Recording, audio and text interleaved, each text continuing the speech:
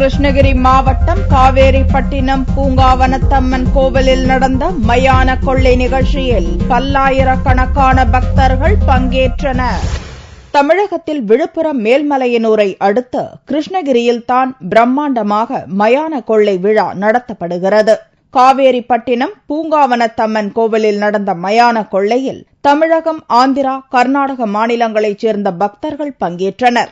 முன்னதாக அலங்கரிக்கப்பட்ட தேரில் அம்மன் எழுந்தருளி பக்தர்களுக்கு அருள் பாலித்தார். அப்போது காளி வேடம் அணிந்த பக்தர்கள் நடனமாடிச் சென்றனர்.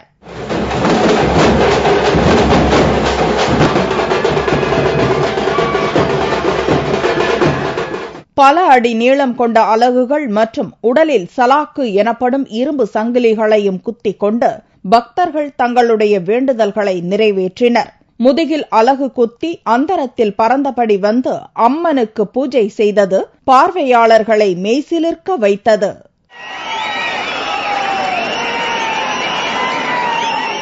தொடர்ந்து கோவிலிலிருந்து புறப்பட்ட 2 மயான சூறை ரதங்கள் தென்பெண்ணையாற்றில் உள்ள சுடுகாட்டிற்கு வந்தடைந்தது. அப்போது அங்கு மயான கொள்ளை விழாவிற்கான பூஜைகள் நடத்தப்பட்டன.